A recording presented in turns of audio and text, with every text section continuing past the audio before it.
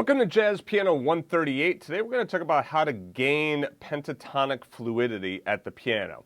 All right, let's take a look at the sheet music. First of all, before you start to gain any fluidity on the pentatonic scale, major pentatonic, minor pentatonic, or any scale, you have to make sure you know the scale. So if you haven't already practiced that scale, make sure that you can play that scale at least one octave, and I suggest that you start to do it along with your shell in the left hand. Some students wonder, do I have to do that pentatonic scale with both hands? No, not necessarily. You don't necessarily have to practice it with both hands. It's not a bad idea because sometimes you might have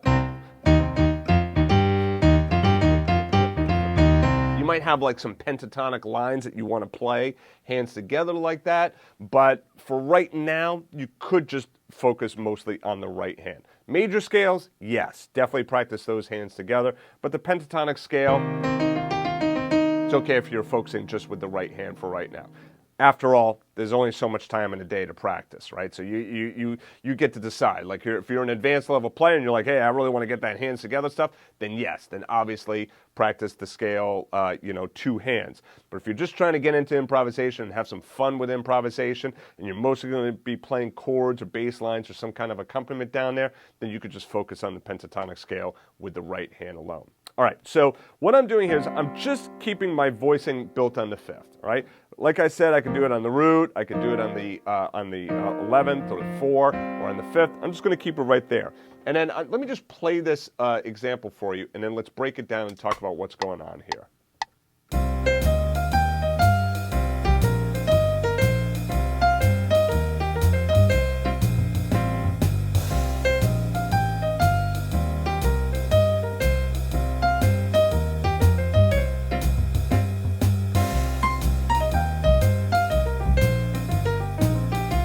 So to like start to get that fluidity of the pentatonic scale, what's best is to break it up into blocks or chunks or patterns, however you want to look at it. So what I'm doing here is I am breaking up the scale into 4-note blocks. Right? And what I mean by that is 4 notes. Could be that, could be that, could be that, could be that. Okay? Could be that. So all I'm doing is literally going up the scale and breaking it into 4-note blocks. Now, could it be this in which I skip a note? Sure, it could be. Could it be like that in which I skip a couple of notes? Sure, it could be. But for right now, to get started, keep the blocks close. Right? So 4 notes, 4 notes, 4 notes, 4 notes. Now, why do you do that? Because you can get a lot of mileage out of staying within a block. It's especially useful when you're playing fast. Let's say that we're on 120 right now. Let's say we double this speed to 240. All right, let's take a listen to this.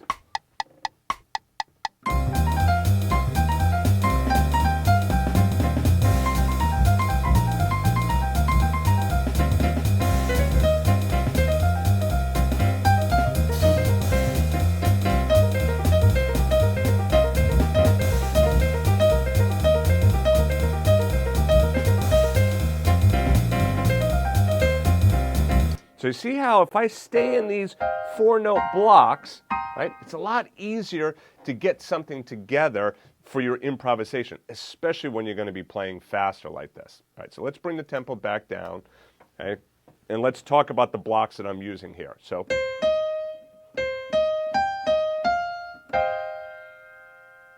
okay, and you might know that song as well, right? So you see the block? It's just the first 4 notes. And then, okay, now here's a block starting on the 5th. And now this one coming down. So, these are the 4 notes, but then I went right into that block. So here, I combined together 2 different blocks. So this is one block, and that is another block. Right? And then,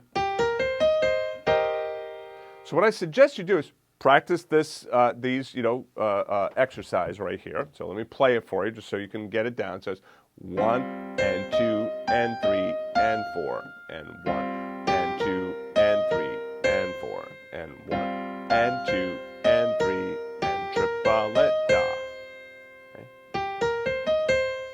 Okay, so practice that. I'll do it along with the iReal Pro Track. We'll do it slowly. We'll do it at 100 beats per minute. Here we go. Whoops, let me start that again. And then what I want to say is you can play just the right hand if you want. You don't have to do it hands together right away.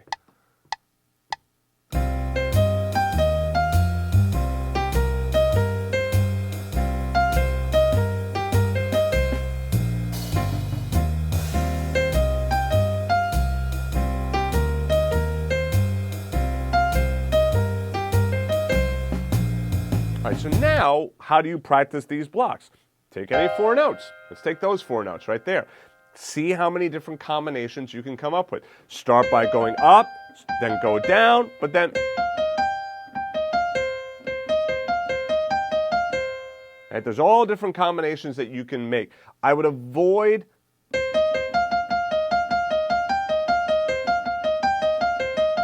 to start. Okay, you can repeat notes. There's nothing wrong with repeating notes, but you'll likely find, especially if you're more of a beginner player, that the repeated notes might be a little bit more difficult technically. All right, so I would suggest just put on that iReal Pro Track, take a block.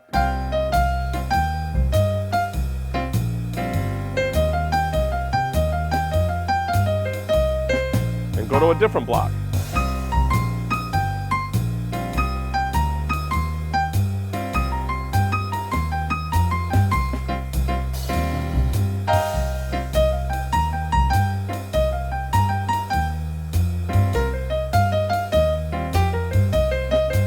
I went to 3 different blocks, that block, then that block, then this block. I can keep the same pattern.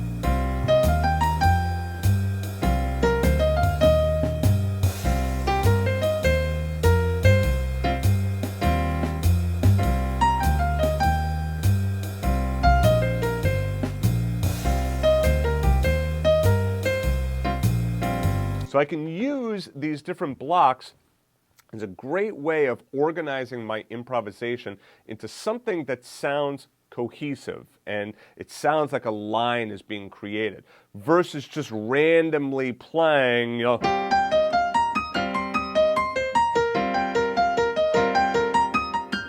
like just it sounds like random notes. Whereas when I do these blocks,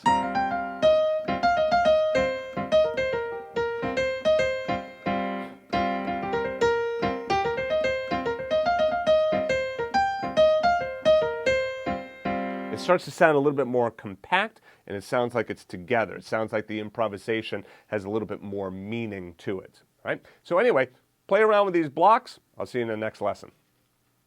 To get the first 45 pages of music for free, just go back to jazzpianodaily.com. If you liked the video, please be sure to click the like button and also subscribe to the channel and turn on notifications. To watch the rest of the lessons in this series, just click on the playlist to the right of this arrow. Thanks for joining me, and I'll see you in the next video.